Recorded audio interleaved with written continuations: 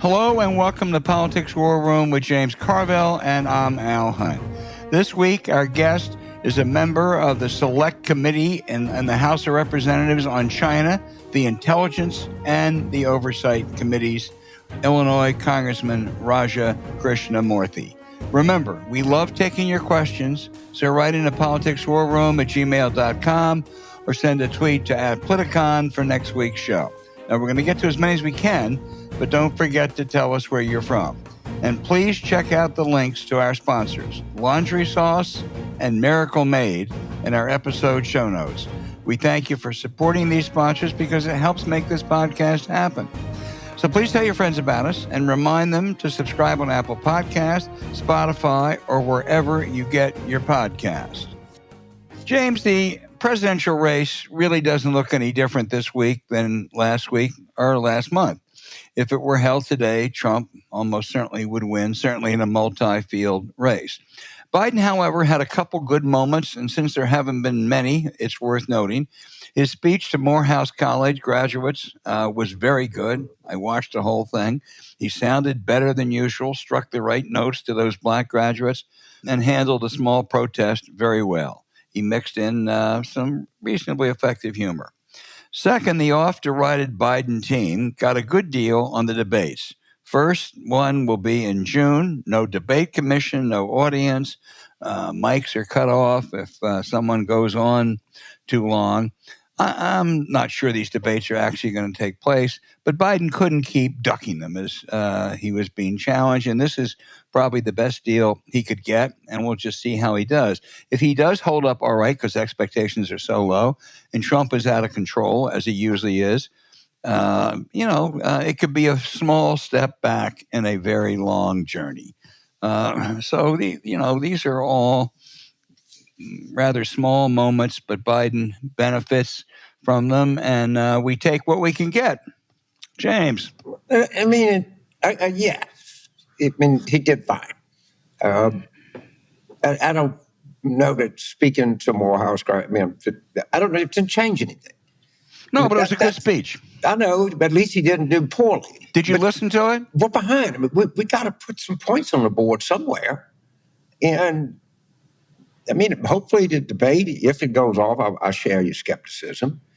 And what happens if he does poorly in a debate? That's a possibility too. He'll still be behind. Okay, yeah. I don't want to be like relentlessly negative here. But man, he in order for president to win re-election, if they do 5 things, 4 of them have to be right. They really got to hit some marks here. And it's, it does something good, did the State of the Union. It had 1 point effect. I don't even know if it had that. If you look at the polling lines, they don't change. I'm really scared people are going to get here. Not open to argument, but does that mean you shouldn't make arguments? Of course not. You have to. And the conviction, if it happens, I think that the 22% that voted against Trump in these primaries, which has been pretty consistent, I think it's going to be a key. Do they vote? Do they end up voting for Trump? Do some of them vote for Biden? How do they break? They certainly they're reluctant as hell to vote for Trump because they come out and vote against him in a closed primary. So I don't know. I just don't know. Well, James, I agree with what you've said. Look, he needs a theme. He needs several themes. When he campaigns against Trump, I don't buy the argument that a winning argument is he's a threat to democracy. He is a threat to democracy, by the way. I just don't think that's going to resonate with most swing voters. I think maybe that he's a threat to national security.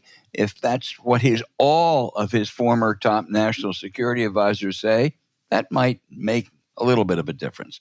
I think he has to remind people, he being Biden, of the chaos and corruption that marked the Trump years, which voters tend to forget. January 6th, all the people who had to resign because of corruption, the hundreds of thousands of COVID deaths that were preventable. And then several issues, abortion first and foremost. You can't trust Trump on abortion. I think people will get that. several others. I think healthcare. I think that's a sleeper. I think the fact Trump is going to kill the Affordable Health Care Act and undo price caps on prescription drugs. I think that's an issue that will help some. It's going to resonate a lot more than important matters like climate and education. And then he's got to be like Tom Swazi. He's got to take the immigration border thing on, knowing that he's going to, it's one that's going to favor Trump more, but he's got to cut at least the problems he has on that. It's all a big order. So, Albert, the two fundamental decisions that President Biden's campaign has to make.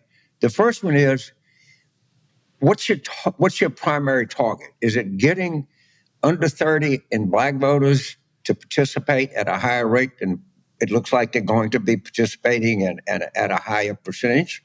Or what you're trying to do is get these loosely aligned voters, the kinds of people that are showing up in primaries to vote against Trump, or just the kind of people that don't like him, and they're not totally compatible.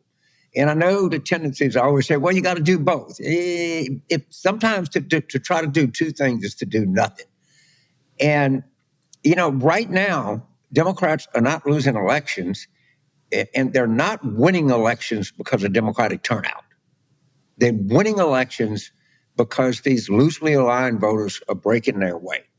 So I don't know. The second decision that they have to make, and I'm looking for guidance on this, what is the line of attack? What is the narrative on Trump?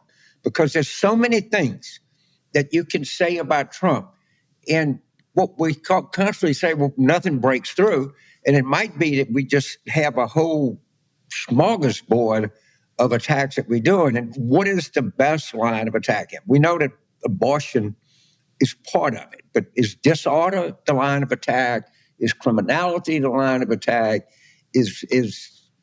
I don't know, but there has to be clarification, and there has to be strategic focus on who are the voters that are our prime targets, and what is the negative line of attack we have on Trump. And I don't see either one emerging yet.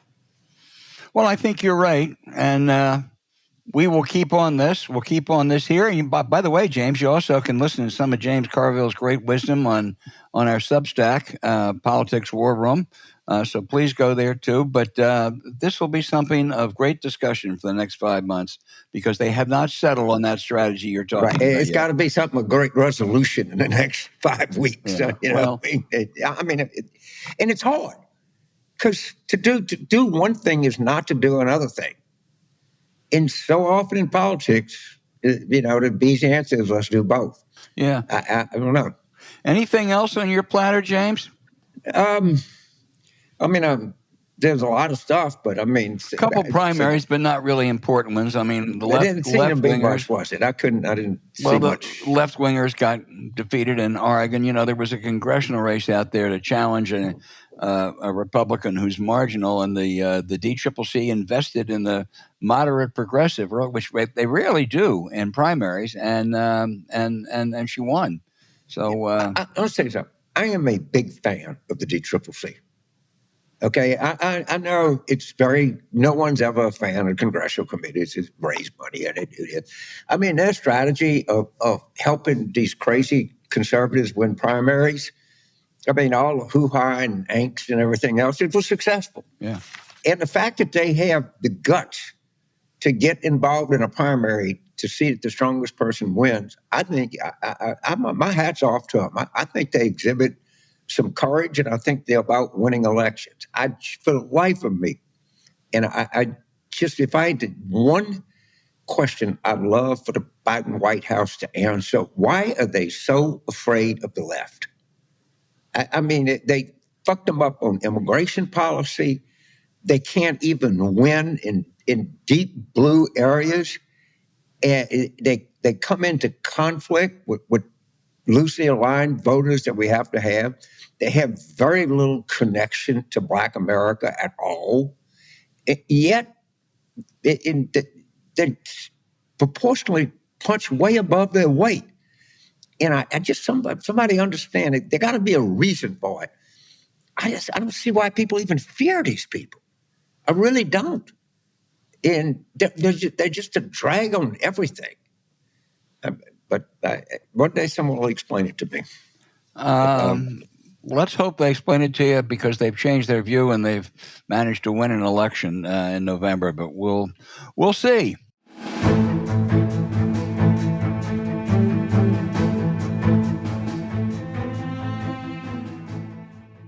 Laundry sauce makes your clothes smell the way they should. By the way, I know this doesn't matter. You can't judge a book by its cover. The packaging they have, I think it's really elegant. It is. And the stuff really works. So I love this product. Yeah, I think this could wave of the future. Yeah.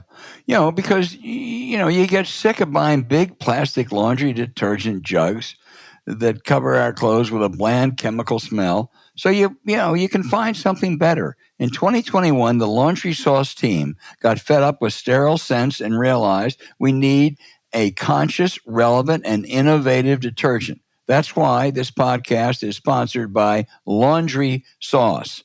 Laundry Sauce created the world's best-smelling laundry detergent in simple-to-use, high-performing pods that transform the boring task of doing laundry into a luxurious sensory experience.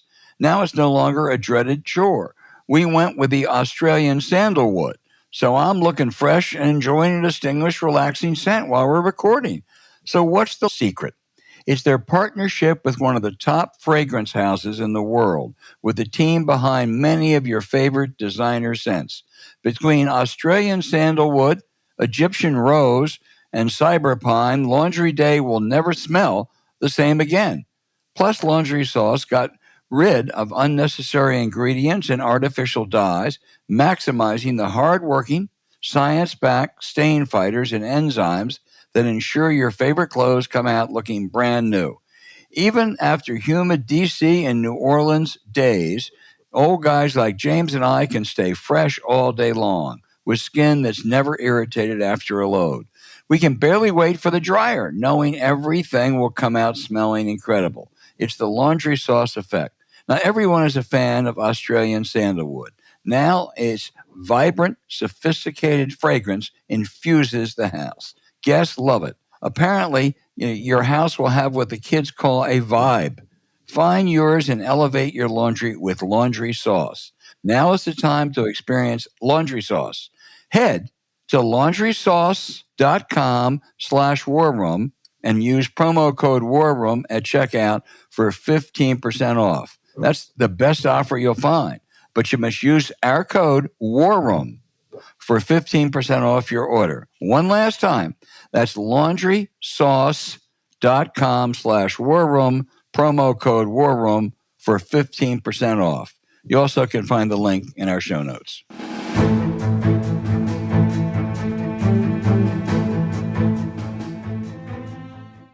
Hey, James, our guest is Illinois Congressman Raja Krishnamoorthi, one of the really influential Democrats in the House. He's the ranking Democrat on the Select Committee on China.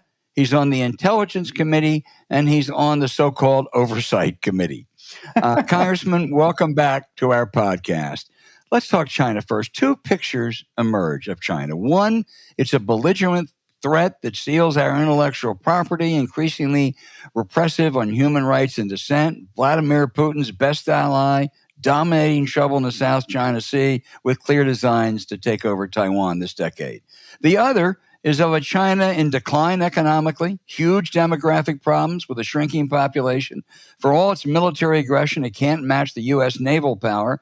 And in the aftermath of the COVID lockdown, it has, in the words of the New Yorker's Evan Osnos, a feeling of ineluctable assent that it used to have has waned.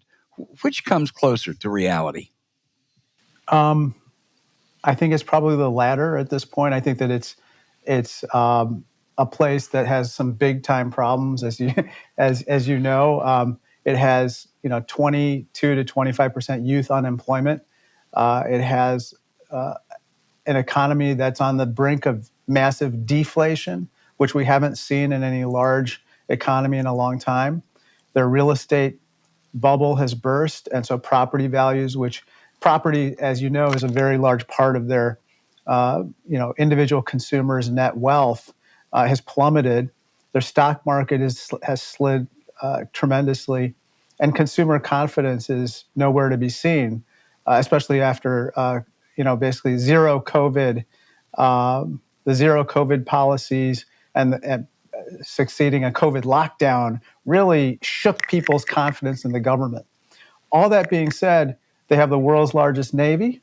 They have $3 trillion in foreign currency reserves, a huge population, and they have a leader, Xi Jinping, who seeks to, pursue aggressive policies economically, militarily, and technologically toward his neighbors and others, including the United States. And so because of that, you have to take them very seriously and you have to deal with them appropriately. Well, okay, let's talk about the best way to deal with them appropriately, because I'm sure this is going to be debated heavily in the general election. Biden is taking a page from the Trump's playbook and imposing big tariffs. Is that one right approach, or what's the general approach you'd like to see us take to China right now? I think the Biden administration has actually done a good job, Al. I think that on the one hand, they've pursued meaningful talks at the highest levels between, for instance, our military leaders and their military leadership to make sure that we can de-escalate the potential of conflict in the South China Sea and near Taiwan. We are also explaining to them, our policies with regard to, potential dumping of economic goods, green goods that could really destroy our industry, whether it's in EVs, batteries, or elsewhere. So we're having those talks. At the same time, I think we're protecting our interests by putting in place certain investment controls, outbound investment controls, as well as technology export controls, so that we don't necessarily either invest or send technology to them that could be used against us. I think that is the right combination of policies. At the end of the day, Al, I think our policies should be calibrated in part based on what Xi Jinping decides. If he decides to he's at an inflection point. If he lowers his level of economic aggression, military aggression, technological aggression, which, by the way, I think would help their economy, because this aggression is rattling people's confidence in investing in their economy, for instance. Then if he does that, if he lowers the tensions, lowers the aggression, I think that we should lower our countermeasures potentially. However, if he pursues the policy of aggression, increasing tensions in all of those different areas I mentioned, then we're going to have to protect our interests and work with our friends, partners, and allies to do the same.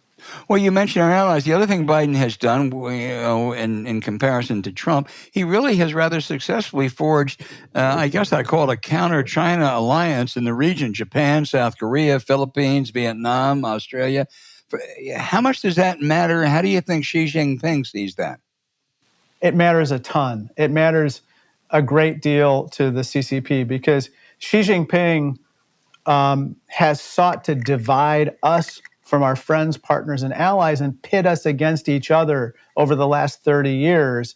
And in doing so has really eroded certain international norms or rules of the road, whether it's with regard to economics or security matters for that matter. And so what we have to do is we have to bind together and say, look, no, there are certain international norms that we are going to enforce against the CCP and anyone. For instance, none of us will tolerate invading a sovereign country or aiding the same. That is obviously relevant with regard to Taiwan, and certainly we see what's happening with China aiding Russia and Ukraine. None of us will tolerate the use of slave labor or forced labor in the production of goods that you export to other countries. Unfortunately, there's a Uyghur genocide happening in Xinjiang province today, where they are forcing Uyghurs to produce goods that they then export abroad. And then finally, none of us will tolerate the dumping of goods beneath the cost of production in a bid to basically destroy their competition. And that is very important and relevant today because they are about to unload electric vehicles throughout the world in a way that would basically destroy Detroit, for instance, if we were to allow them to flood our market with those goods. Let me try one more and turn it over to James. You mentioned Taiwan. Many China experts think that Xi's design is to take over Taiwan by the end of this decade. Are we being sufficiently supportive of Taiwan and prepared to go to war if he does that? I believe that we have stepped up our efforts to equip Taiwan with what it needs to deter conflict in a big way, but we need to do more. We also need to work with our friends, partners, and allies to do the same. And I think the Biden administration has taken Xi at his word that he wants the People's Liberation Army, the PLA, to be ready to successfully invade Taiwan by 2027. And by the way, when the paramount leader says something like that, usually they execute on what he says. And so we should take that very seriously. At the end of the day, if I might bring up a poll that I read that is relevant to this issue. Recently, a poll was taken of Americans saying that they thought, a majority of them thought that there's a greater than 50-50 chance that a war will break out between the United States and China. In that same poll, 80% of respondents, and that was Republicans, Democrats, and Independents, all said that we should do everything in our power to prevent war, to avert war. And I think that if a conflict were to start, it would be over Taiwan or in the South China Sea. And so now we have to step up our efforts to deter that conflict. And that means equipping Taiwan with what it needs to really prevent the aggression that Xi Jinping might deploy toward them. James. So, Congressman, put yourself in a position that you're a top advisor to Xi, and you are at core a Chinese nationalist, and they're talking about invading Taiwan, and you're not too sure this is a good idea. What would you tell President Xi why invading Taiwan in 2026 or 2027 is not really a good idea for the interests of Chinese government or Chinese people? It's a great question, James. I think that if I were somebody who would discourage him from doing that, I would probably argue 2 points. One, they would fail militarily in doing so because they would be overmatched by the U.S. and our allies and partners in equipping Taiwan with what it needs to defend against such an invasion.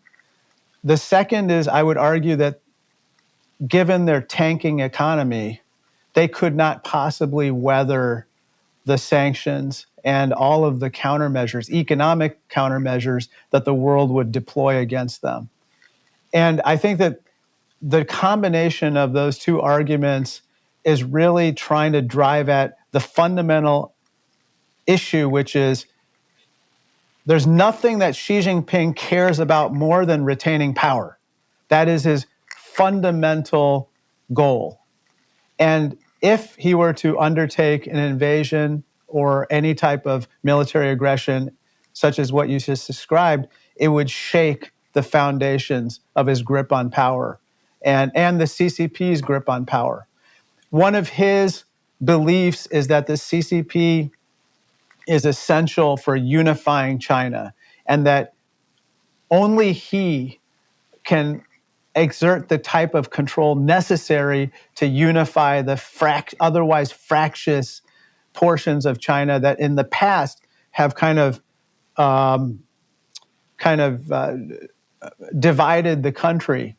And so I think that would be the most powerful argument that I would make. So Congressman, I know very little about international trade. Certainly not going to pretend I do, but at the end of the Obama administration, they put forward the TPP, Trans-Pacific Pact, I guess you call it, which was all of the Eastern Pacific nations and, U.S., Canada, and West, and South Korea, Japan, Thailand, Australia, the usual suspect. It struck me as a pretty good idea. Right? And then Trump came in and blew the whole thing up.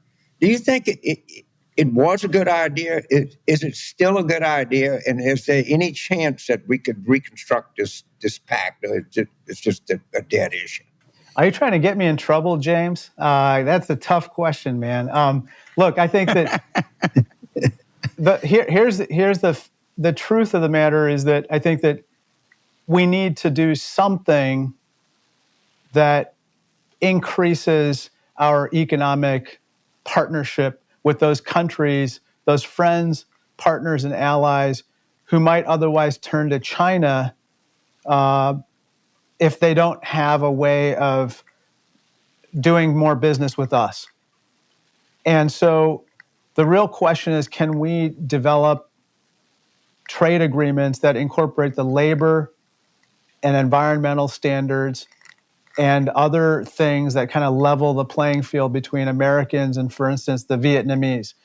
The Vietnamese, by the way, the last time with the TPP, Vietnam was one of those real sticking points because people just didn't trust that Vietnam would adopt some of the standards necessary and enforce them, more importantly, such that Vietnam wouldn't become a backdoor for Chinese manufacturing and export to the U.S. through a free trade agreement.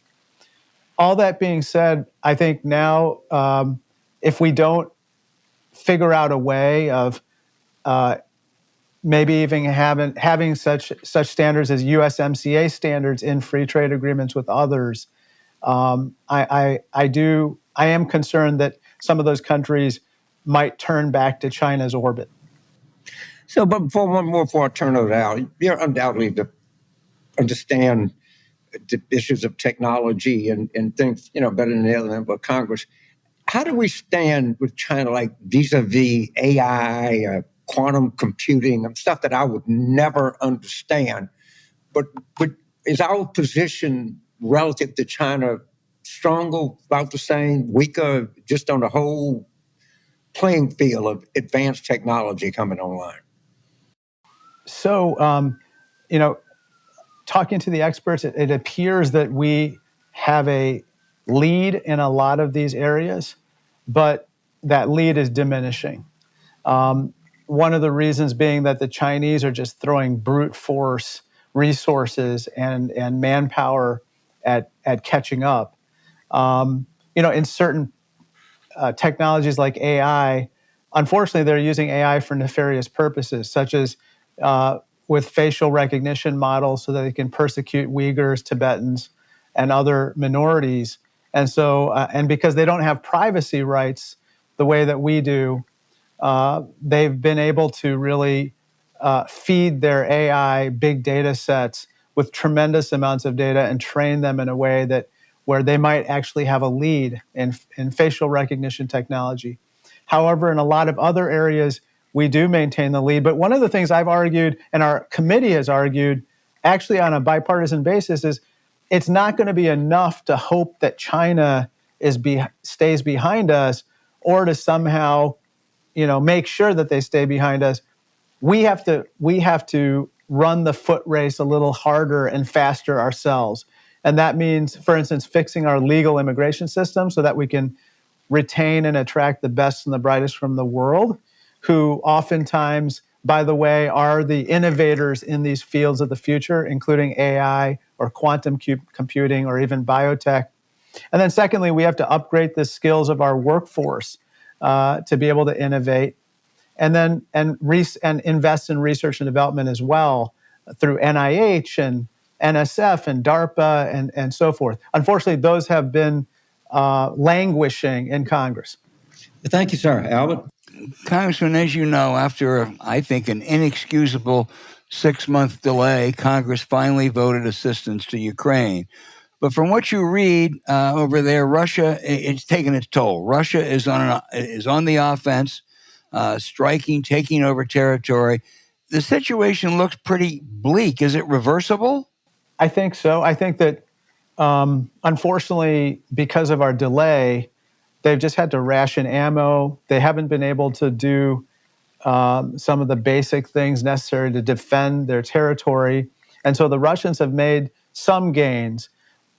That being said, I think the gains have been somewhat modest, and now this pipeline is starting to get filled again with the armaments that the Ukrainians require to defend themselves better. Whether it's the ground-to-air missile defense systems, or it's the ATACMS, or it's other types of artillery. My biggest concern is that Putin has basically put his entire economy on a war footing, Al, and so he is going to throw everything and the kitchen sink at this particular battle, at this war, and he's also going to hope and maybe even interfere to try to get Donald Trump elected president. He's not going to make any moves in the direction of an armistice or any kind of resolution or anything like that until after the election. So we've got to pour on our support as hard as we can right now to get the Ukrainians in a better position. Let me skip around. Assuming that you accept the fact that the helicopter crash that killed the Iranian president and foreign minister was an accident, a weather-induced accident, does it change anything in U.S.-Iran relations? Not at first glance, because although Raisi was a hardliner, it appears that the second in command is also a hardliner. I think that what might change, and we're not really sure as of this moment, is there's going to be a time of, how do I say it? I don't want to say disarray, but there's going to be a time where they're going to have to figure out what's what within their leadership. And so that might be a time where certain voices that might have been suppressed before might be able to be amplified in favor of a more reasonable position, less hawkish, but I'm not sure. It's a very challenging situation in terms of their just general orientation. The country has pursued this policy of nefarious meddling in the relationships of the region for many, many years. It's really kind of become more or less concrete within their foreign policy. One more. You're also on the House Oversight Committee, which sometimes in the past has been a travesty under chairs Dan Burton and Darrell Issa, but also it's done some serious work under both Republicans like Tom Davis and Democrats like Henry Waxman and Elijah Cummings. It's back to a clown show now under James Comer, featuring Marjorie Taylor Greene. What's it like to serve, to be on that circus? Well, I think you saw what happened a couple of nights ago, and yep. It turned out that there was a clip that went viral, and I had no idea that I was featured in that clip. But I went up to the chairman, Mr. Comer, in the middle of that clip, and I basically put my hand on his shoulder, and I said, "You need to adjourn these proceedings right now." And I could say that about basically the Oversight Committee as a whole for the entire Congress at this point. Maybe we should just adjourn for the year because it hasn't really done what it's supposed to be doing, and instead it's been pursuing this impeachment inquiry, which has become, chasing down a rabbit hole might be a charitable way of describing it, but what I find is it really gives Marjorie Taylor Greene, for instance, a chance to to basically perform. It's become a venue for performative activities as opposed to constructive ones. In the past, I was the chair of the Economic and Consumer Policy Subcommittee, and there, I helped to start the investigation of Juul and the youth vaping epidemic, and that has led to a lot of positive changes. I also investigated toxic heavy metals in baby food. We did that on a bipartisan basis, and that has led to some positive changes, as well as the opioid epidemic. What we're doing right now with the impeachment inquiry, or so-called impeachment inquiry, is a complete waste of taxpayer dollars. James. So, Congressman, I can't exactly know how to articulate this, but you're smart enough to understand what I'm saying. You obviously come from an immigrant family. And when Trump attacked the judge for being born in Colombia, that's the most to me, okay, that's the most anti-American thing that you can say. Who gives a shit where you were born, all right? You're no less or more an American than I am. And I didn't, just a question to you. They got a caucus for everything in Congress. Anybody thought of having a second generation caucus of all the people in Congress that are second or first generation of Americans? But you're obviously the most educated member of Congress. Thank God you're here. And it offends me in ways that I just can't articulate when you judge somebody where they were born or where their parents were, or any of that kind of shit. It just drives me nuts. So my idea is let's have a second generation or less caucus in the United States Congress and make the case for why immigration makes us a great nation. Well, you're absolutely right, James. We do have a New Americans Caucus. I'm one of the I'm one of the few immigrants or naturalized citizens in Congress, and we get together a lot. And of course, there's a group of people who are children of immigrants, so they also very much relate to the immigrant story. I of course come from Chicago, which is usually the first stopping off point for many millions of immigrants to this country, as you know. But we've managed to kind of get along, and you're absolutely right. I think people in my constituency, 30% of them are foreign-born, James, and they would find what was said completely abhorrent. We've learned to kind of get along in a way that maybe is a model for other places. We also like to use humor. When I first ran for office in Illinois, I said, "Hi, my name is Raja Krishnamoorthi." And the person in Chicago looked right back at me and said, "Roger Christian Murphy. Very nice to meet you." And then he said, "I didn't know the Irish made it to India." And so, I think we've, by the way, Vivek, remember that guy, Vivek Ramaswamy? Unfortunately, I do, as much as I try to You try to forget. Look, that guy, the other day, he went on Ann Coulter's show or something, and Coulter told him, "I'd never vote for you because you're Indian." She just said it. It's become like okay to just not only think it but to say it, and so we're kind of in that moment where I think this election has a lot more on the line than just who's going to be president, but what sort of values, what sort of norms we're going to tolerate in this country, and what our kids are going to. I know you folks have grandkids. I've got 3 at home with my wife, and I often wonder, like, what are they going to be, treated to in terms of what's going to be viewed as acceptable and not acceptable. So I have something in common with your children. We're all third generation Americans. Who gives a shit where we started? Okay? My great-grandfather was born in Ireland, served in the Union Army, and was a Republican member of the Louisiana legislature during Reconstruction. Wow. That's the American story, James. Absolutely. And I often think that we in Congress are stewards of that American story, the stewards of that American dream. And when we just tolerate this kind of nonsense within our midst, we are, I think some of my colleagues on the other side, they're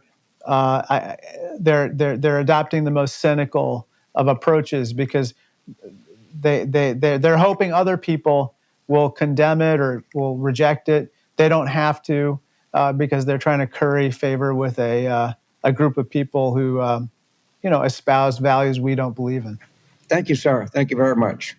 Well, I just want to say, whether it's Raja Krishnamoorthi, or Raja Krishnamoorthi, you are one incredibly valuable member of Congress and one terrific guest. You've been on before. I hope you'll come back again because we learn a lot every time we have you on. Absolutely. And if you want to do a Zoom fundraiser in October to help out, I'll be glad to come on and give you. You guys are the best. And I can I just say one last thing? My father, one of the things he said at the dinner table every night, he said, think of the greatness of this country. And whatever the two of you do, my brother and me, just make sure it's there for the next families who need it. And you too, both of you were his heroes. Were heroes to my family because he watched you on TV every single night religiously. And he believed that you were kind of almost deities for what it means to be American and what's an American journalist and just the best of America. So it's just such an honor for me to even be deity, here. I'm not sure, but boy, do we ever appreciate that. We sure do. Thank you. Thank you. You bet. Thank you, sir. Thank you, sir. Thank you, sir.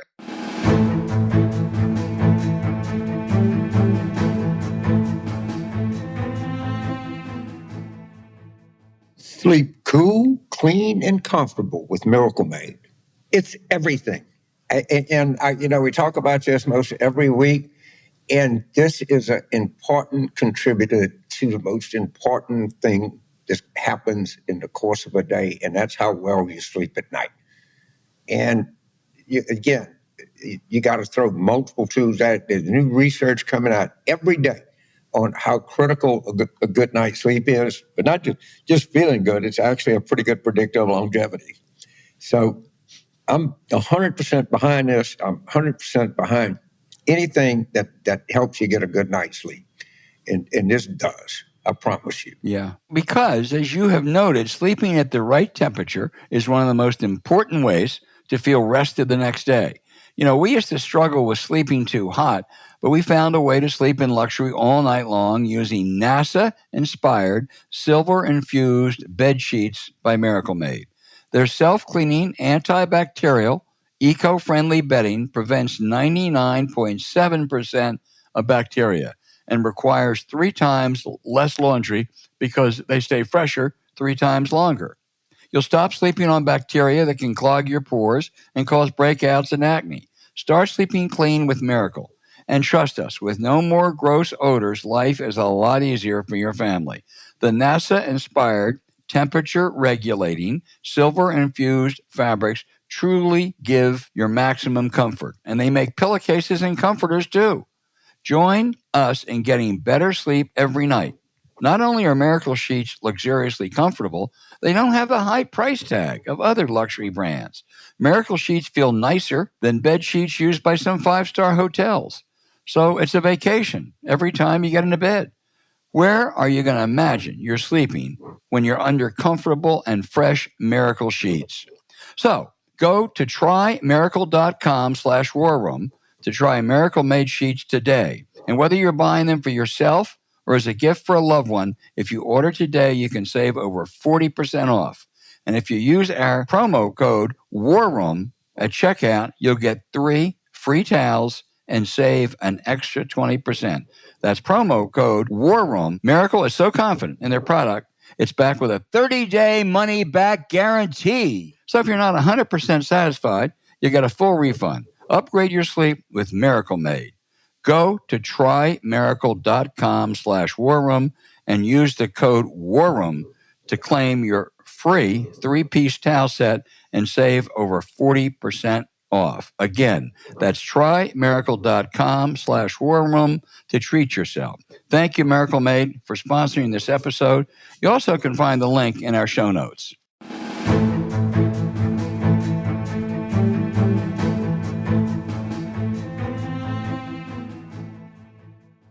James, now for the outrage of the week. There are some pairs that just naturally go together. Bonnie and Clyde. I'm going to give you a new one. How about Donald Trump, the worst and most ethically challenged president, and Dan Snyder, who was professional football's most disreputable owner, driving the once proud Washington football team into disgrace. Now, so why Dan Snyder and Donald Trump? Snyder predictably a big Trump supporter, invested in a film, The Apprentice, about Donald Trump's early life, thinking it would be flattering. Instead, according to the showing in Cannes, it was honest. It depicted how he was mentored and molded by the nefarious Roy Cohn, maybe the sleaziest man who ever lived, pure evil. So Dan Snyder is furious. I mean, he thought that these good filmmakers were going to make a flattering film of the Donald. Trump, of course, is threatening to sue. Bring it on, Donald. Of course, he won't. How would you like to depose Trump? I mean, that's a dream. From what I have read about it and the reaction to the opening over in France, James, and if Snyder and Trump hate it, The Apprentice, I want to see it. That guy is, I guess he made a lot of money, all right? But he might have been one of the 5 worst owners in the history of professional sports. And you might have trouble getting a 4 and 5. I'd have trouble. I'd have to think. I'm sure there were some pretty hideous people, but the Clippers guy won. Yeah, not much in terms of modern owners makes much sense. But I don't know what he thought he was doing. But I don't know. My outrage is I just cannot believe how far the Supreme Court has fallen, and just how little they publicly give a shit. So you had, which I'm very big on, Roberts' wife makes $10 million a headhunter for law firms that practice before the Supreme Court. Gorsuch can't sell his house, so he sells it to a lawyer whose firm regularly practiced before the Supreme Court at an inflated price. Don't even talk about Clarence Thomas. I mean, you Harlan Crow, you got to be kidding me. All right, nothing. And then Alito, I don't know what that boy's mama did to him. But for somebody to obviously hate women like Sam Alito hates women, it's just not, to be born that misogynistic is not normal. I mean, forget the, took a right away that women had had for 50 years in the Constitution. Forget that he has spoken approvingly about the Comstock Act, given that he's almost a definite vote to overturn Griswold, which gave people a constitutional right to access to birth control. He says he blames his wife. I mean, is this guy? He blames his wife for the flag. For hanging an upside down flag in his yard, and then says that he was offended because it was by a school bus stop, of which they pointed out it wasn't even in his school, and it was during the middle of the pandemic. And it doesn't matter to conservative. He just keeps rolling on. They don't give a shit, or they don't exhibit anything. And I think the 3 liberals on the court, and they talk about how to eat meatloaf together, that kind of stupidity. I mean, they got to stand up and be counted here. Now, I know they can't get the 5 votes, but these kind of semi-acerbic dissents are not getting it. And the fact that these sons of bitches have no code of ethics, everybody else in the government, including federal district courts, has a code of ethics. A 3rd grader has a code of ethics. And I just watching an entire 3rd branch of government, an entire institution just self-destruct right in front of my eyes. James, I've never seen anything like it. For any listener who didn't know, that upside-down flag right after the 2020 election was meant to symbolize the Trump line that the election was stolen. And you're right. They had the upside-down flag flying in front of their house for maybe as many as 5 days, and he blamed it on his wife. Yeah, and everybody knew, and they said, well, the neighbor said something to them. I mean, come on, man, you're on the Supreme Court. You can't get people come in airports and tell me to go fuck myself every other day. They're not going to put a treasonous flag up for it.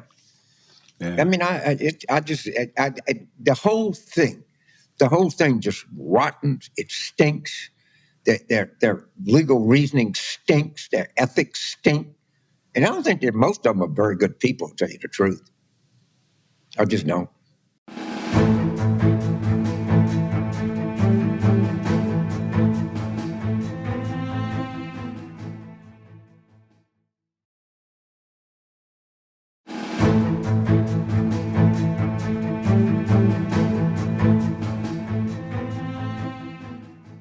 James, now for the listener questions. They're good as always.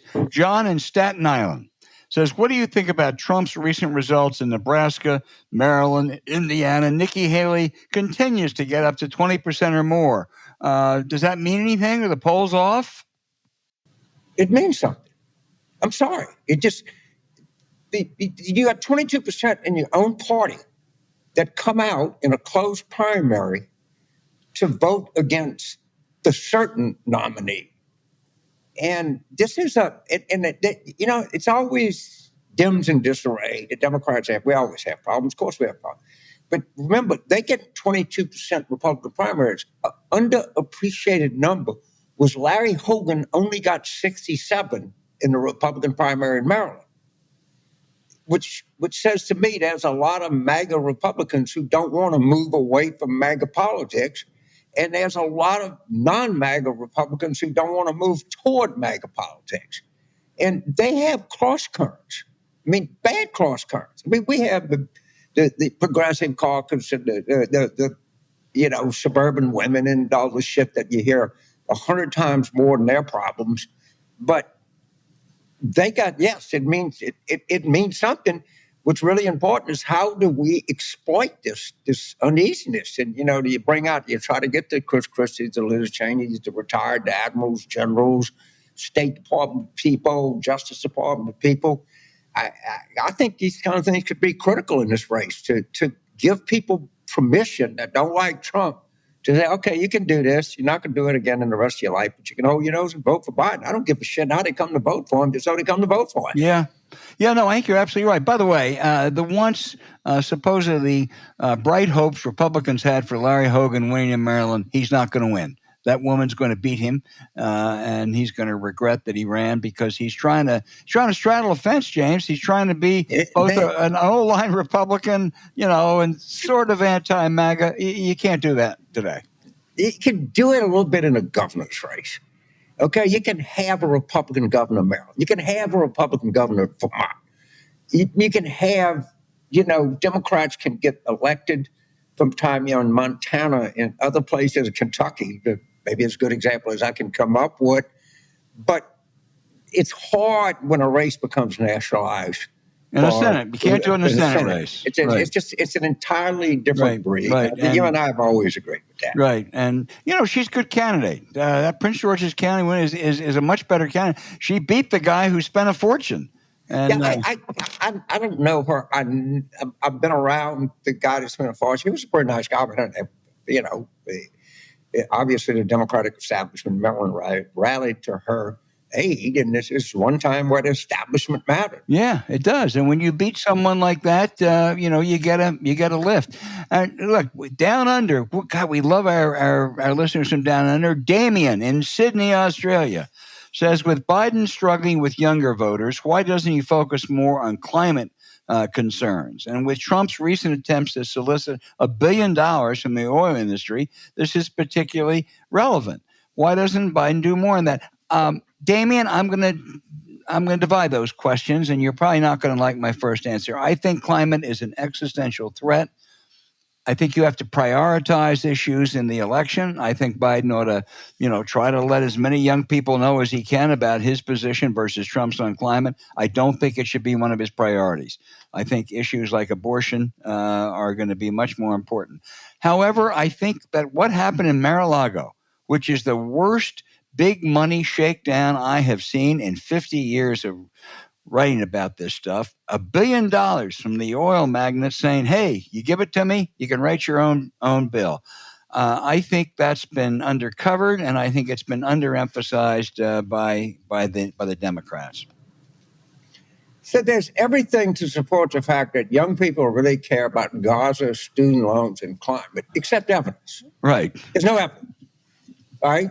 And it just isn't. If you look at Della Volpe, who we're both big fans of, the Harvard Youth Poll, hardly something that's anti-climate or something, they're overwhelmingly consumed with economic issues. But to the climate issue, this is May of 2024. By mid-October, this country is getting ready to go through hell. It's 11 degrees hotter in Miami than the record today. Same thing is true at Key West, I think, was 17 degrees. We're not even hit June the 1st yet. The water in the Atlantic, in the Gulf of Mexico, is boiling. This is going to be, I say this as somebody who lives in a hurricane zone, lives in a subtropical era.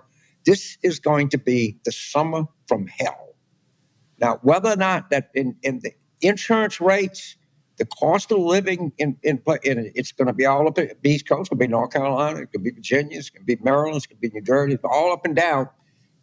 This summer is going to change a lot of things in the United States. I don't think anybody is remotely prepared for the amount of heat waves that we're going to have, the intensity of these heat waves, and the Colorado State people who are really good. I know one of the great questions, we always wonder, how does Baylor recruit athletes so well? How in the hell does Colorado State, the preeminent hurricane prediction center in the United States? I have no idea. Because they don't have any in Colorado. They don't have any hurricanes in Colorado, but that guy that runs that Klobuchar, whatever he is, people pay. Yeah. I can tell you, people live in hurricane don't pay attention to that son of a bitch and closely. And he ain't got good news. Not at all. Not good news. Richard in Salisbury, Maryland, notes 17% of Americans, I saw this poll, believe Biden was responsible for Roe being overturned. Too many Americans have no idea about the infrastructure bill or the CHIPS Act. Really poor communications. Where is the messaging, James? Well, 20% of the people in the United States think the earth is flat. I suspect there's a lot of convergence between the 17 that think Biden got rid of Roe v. Wade and the 20 that think the earth is flat. I just don't understand where the 3 is. Yeah, you know, they keep telling me, you know, one of the things that the right does, when they're out of stuff, they say, well, look, the polls say this. That's look, shit, the polls, 40% of people think the earth is 5,000 years old. You think the earth is 5,000 years old? Does that make it 5 because 40% of people say that? There's a lot of dumb shits in this country. There just are. And and try as you may, the stupid people will always be with us. Abraham Lincoln famously said, God must have loved poor people because he made so many. He's equally affectionate about stupid people because he made a lot of them too. When Nixon appointed a Supreme Court justice that was thoroughly mediocre by everyone's admission, Senator from Nebraska, Roman Rusko, said that mediocre people deserve representation too. I guess stupid people do also, James. That's that 17%. Right. Gary in Las Vegas, Nevada says, why is Biden going to debate Trump? This only gives legitimacy to this evil right-wing lunatic. Gary, first of all, as we said, I'm not sure it's going to take place. I don't quite agree. There's sure risk. Expectations are low. I think Biden actually had to set this up the way he did.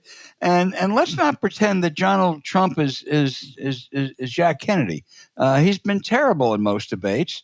He gets out of control, and I'm not going in with high expectations if it takes place, but I'm not as worried as you are. Well, first of all, I haven't accepted it. He did get the upper hand for now, because it all depends on how he does. And, you know, I agree with you. I'm skeptical as to whether it goes off. And Trump, I think in the end, he'll just back out. The idea that this guy was going to ever testify was like, and of course, James, he promises he would. Do you think he broke his word? Shit. Shit. The idea that this guy was going, my guess is he doesn't show up. And he'll fake some fucking fake excuse. Biden didn't take a drug test. I'm not going to do it. I'm betting against the 27 June debate takes place. Yeah, well, I don't disagree. I mean, I really don't.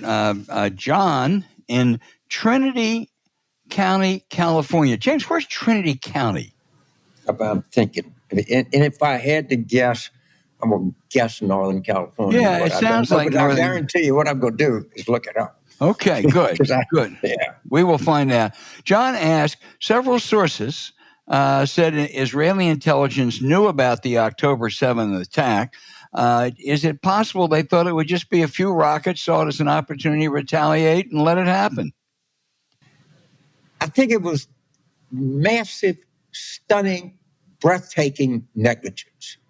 I think that they thought they had a deal with the Qataris and everybody to send money to Gaza, and they had it all under control with work permits, and Jared Kushner and BB were going to make a lot of money.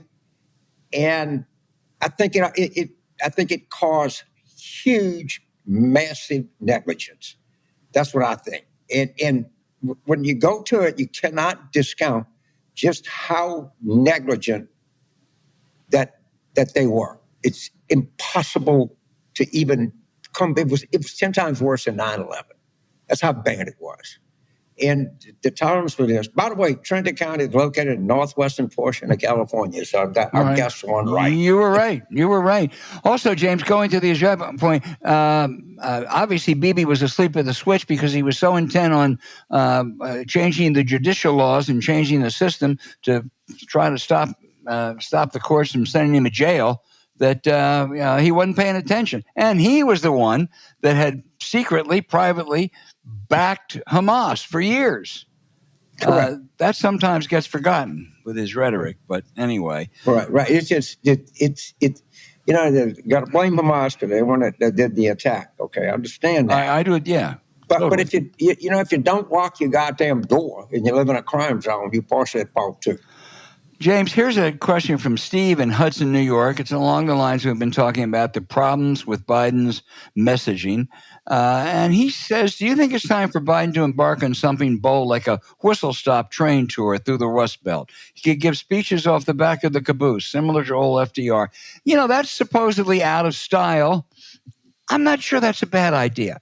I have to think about it a little bit, Steve, but I'm really not sure that's a bad idea.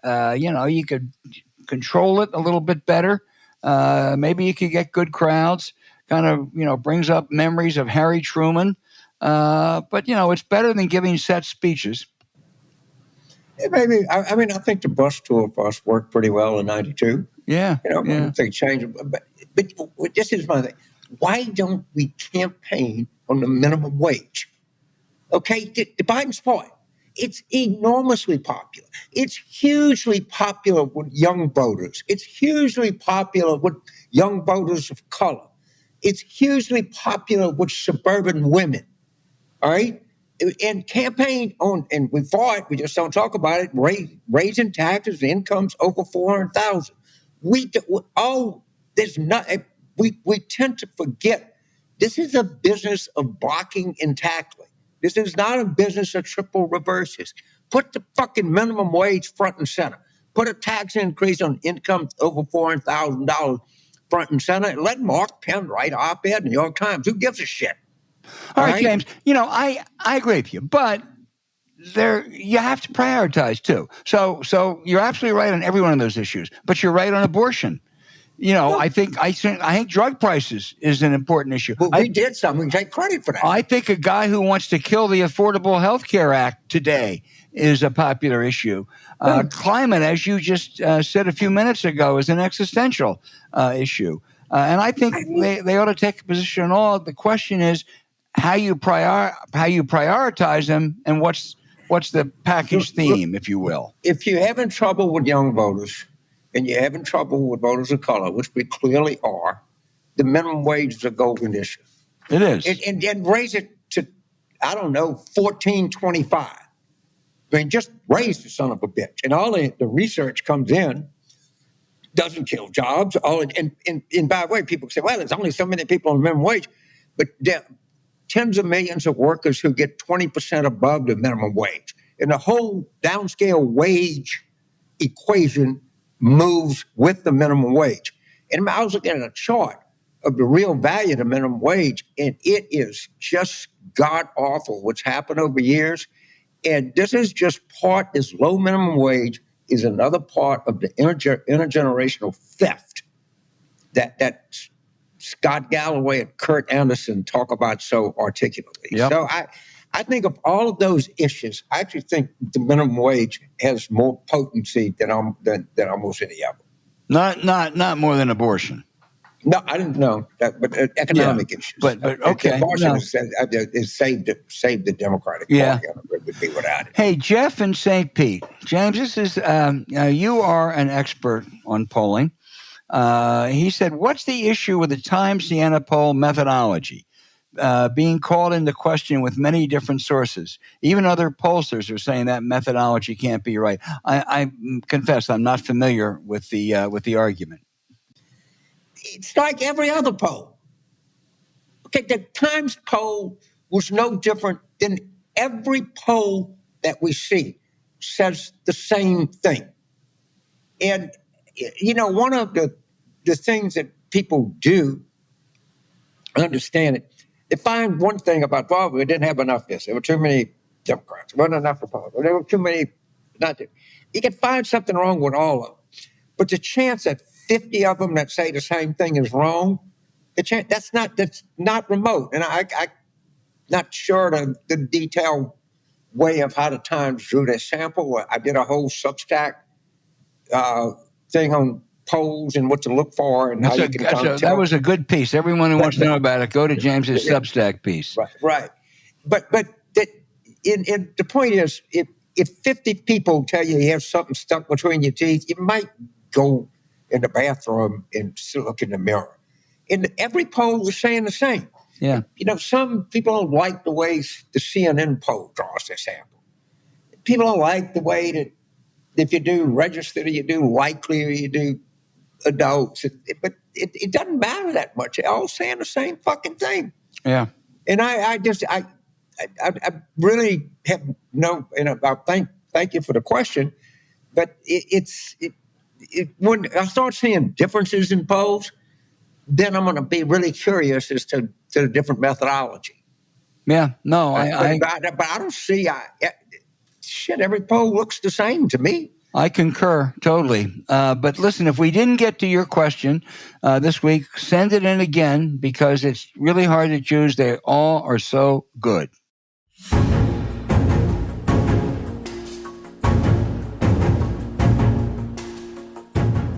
Hey, thanks for listening to Politics War Room with James Carville, and I'm Al Hunt. Don't forget to send your questions for us by email to politicswarroom@gmail.com or tweet them for next week's show at Politicon. Following this episode, we'd appreciate it if you'd check out the links to our sponsors, Laundry Sauce and Miracle Made, in our episode show notes. We thank you for supporting them because when you do, it helps make this podcast happen. Now, to keep up with us, subscribe to Politics War Room on Apple Podcasts, Spotify, or wherever you listen. You also can find other shows you might enjoy in the Politicon YouTube channel or when you search Politicon on your favorite podcast sites. And remember, please rate the show with a 5-star review. We'll be back next week with another show as we continue our War Room planning.